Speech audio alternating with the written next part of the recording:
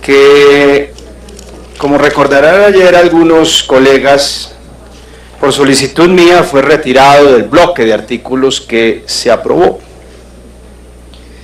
Este es un artículo básicamente que se refiere a que aquella persona que directamente o por interpuesta persona haya financiado en cualquier monto, y esa es la adición que se le hace en este proyecto de ley a un artículo que existe desde 1993, que haya financiado en cualquier monto campañas políticas a cargos de elección popular, no podrá celebrar contratos ni subcontratar con las entidades públicas o sus contratistas, incluso descentralizadas, del respectivo nivel administrativo para el cual fue elegido el candidato.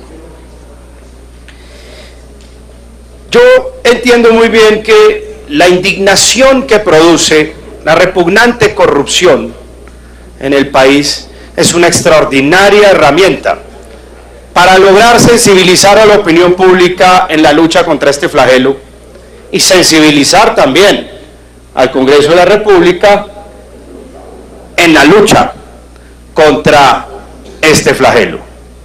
Pero la indignación no necesariamente nos conduce hacia las mejores soluciones y no necesariamente nos conduce a combatir las causas, sino que muchas veces nos conduce es a combatir los efectos o las consecuencias de la corrupción. ¿Qué es mejor? ¿Combatir las causas, las consecuencias, es decir, la comisión del delito, o castigar y perseguir las causas de la corrupción, querido señor fiscal? Este artículo aquí, básicamente, lo que hace es prohibir completamente, penalizar completamente, sacar del juego completamente el eventual o el posible conflicto de intereses. Este artículo, que existe desde 1993, parte del hecho de que el conflicto de intereses es necesariamente una patología que merece ser proscrita, prohibida y castigada. ¿Qué es eso? Si usted como contratista aportó cualquier monto, adicionamos ahora, usted no puede volverse a acercar a la entidad pública. Es decir, lo que se busca es disuadir que cualquier persona que pueda tener algún interés en la esfera pública pueda ser aportante de una campaña política. Muchos lo justificarán mostrando los casos más aberrantes, pero no necesariamente los casos más aberrantes son escuela para resolver o entender cabalmente lo que aquí se está planteando.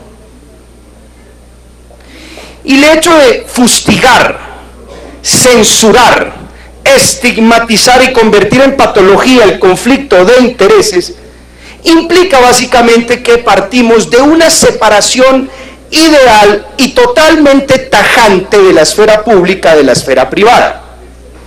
Es decir, la esfera pública, según este tipo de normas, no puede tener ningún tipo de contaminación o ningún tipo de aproximación con el interés privado, porque desde que exista se aplican o empiezan básicamente a articularse este tipo de normas, sanciones o inhabilidades. Yo me pregunto francamente, en la economía colombiana, en el actual estado de cosas de la economía colombiana, ¿qué actor del sector privado no tiene algún nivel de relacionamiento, de vínculo con el sector público? Yo les hago primero que todo esa pregunta. Yo tengo la fortuna de que tengo acceso a ciertas empresas muy reconocidas que ayudan a financiar mi campaña, porque una campaña es muy costosa, señor fiscal, y usted lo sabe.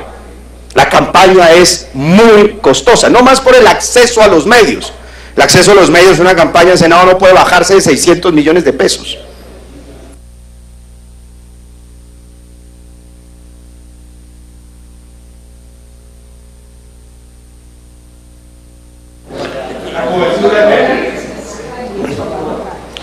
Continúe, señor senador. 3 minutos más. La televisión, la radio, las redes sociales son supremamente costosas. La misma logística de la campaña, porque es una campaña nacional y es una campaña en todo el territorio, lo que decía López Miquelsen, una mini campaña presidencial. Pero muchas de esas empresas, que en apariencia no son contratistas, pueden tener perfectamente de manera indirecta algún tipo de vínculo, relación con el Estado. El sector financiero, ¿cuántos contratos de depósito bancario de entidades públicas no existen con Bancolombia, con Davivienda, etcétera? ¿Cuántos seguros no son adquiridos por las empresas de seguros? Al fin y al cabo, el contrato de concesión de espectro no es también una modalidad de contratación pública. O miremos simplemente cuál es la asignación que hace hoy la banca colombiana de los excedentes de ahorro, del ahorro de los colombianos. La plata termina en últimas financiando la construcción, la finca raíz. Muy poco va a los sectores productivos reales, como pasa en las economías desarrolladas. O termina básicamente financiando lo que es una renta, una captación de renta del Estado, que es la gran contratación pública. Y este proyecto de ley pretende, de manera idealista, por no decir utópica, este artículo, que viene desde el 93 y que es modificado, separar tajantemente la esfera pública de la esfera privada. Y esto es una negación de la realidad, querido y respetado señor fiscal. Una negación de la realidad porque así no funciona el mundo. No existe un ámbito público completamente separado y ajeno al ámbito privado.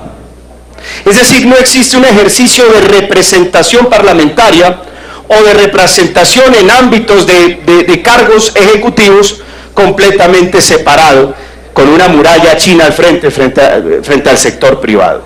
Puede que exista en Corea del Norte. En Corea del Norte no hay sector privado. En Corea del Norte la representación es pura y completamente ajena a cualquier contaminación privada. Este tipo de negaciones de la realidad no le hacen bien ni al sector público, ni es una herramienta eficaz para combatir la corrupción.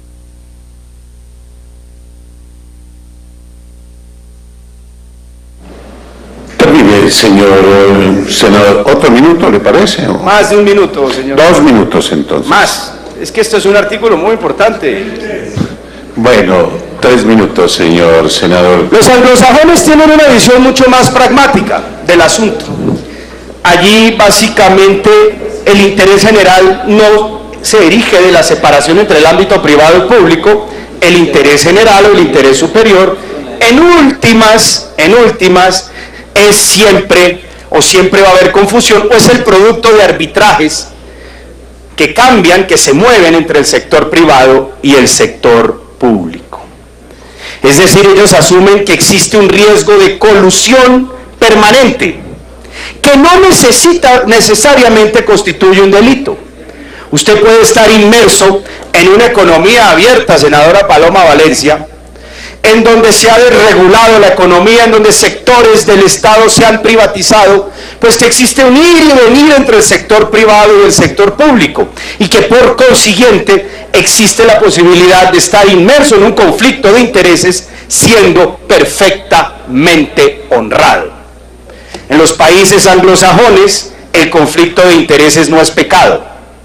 En los países anglosajones el conflicto de intereses es una situación que se puede presentar y saben separarlo caso por caso del delito. Conflicto de intereses se convierte en delito cuando ese funcionario antepone sus intereses personales al bienestar o al interés del Estado. Pero aquí no. Aquí queremos es separar tajantemente esos dos ámbitos y fustigar y castigar cualquier contaminación. Esto no es real. Esto no es ajustado a la realidad. Así no funciona el mundo. Y esto nos lleva básicamente a que terminemos desacreditando el sector público, porque permanentemente nos damos cuenta de que esos ámbitos, que esos conflictos de intereses se presentan. Y eso es un producto de nuestra sociedad o de nuestra cultura, llamémoslo así, católica. en donde nos gusta fijarnos un mundo ideal, un deber ser ideal, normativo como este, una norma que no se ajusta a la realidad, que no atiende el funcionamiento real del mundo y lleva a que existan por consiguiente dos mundos paralelos, el del deber ser y el mundo real. ¿Qué ocurre de vez en cuando? Que el mundo real sale a flote, porque el mundo tiene que seguir funcionando. Y cuando ese mundo real sale...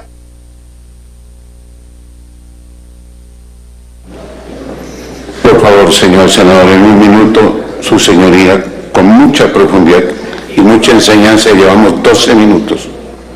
Cuando ese mundo real sale a flote, en lugar de ir a sancionar las causas del problema, castigamos las sanciones y los efectos.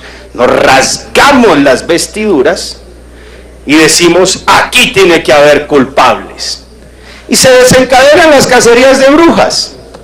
Pero ¿quiénes terminan quemadas en la guerra de la cacería de brujas? Nunca los verdaderos detentores del poder. En la cacería de brujas quemaban mujeres en la Inquisición. La quemaban en la mitad como una forma de mantener intacto el sistema, porque el sistema no se puede caer. Yo creo que sería mucho más saludable sincerar las cartas, entender que hay regiones del país en donde solamente un contratista o alguna persona que tenga algún interés con el Estado, porque el Estado es el único.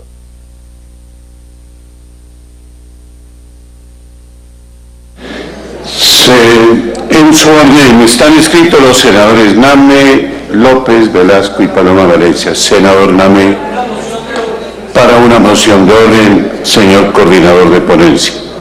Muchas gracias, presidente. Habiendo tenido ya un marco de los artículos, yo respetuosamente le sugiero que aquellos sobre los cuales la comisión se pronunció puedan ser aprobados, y entramos en los que los honorables senadores han querido dejar aparte para poderlos debatir, porque seguimos hablando de varios de los artículos de la ponencia, pero sin centrarnos en una sola temática. Respetuosamente sugiero ese procedimiento, señor presidente.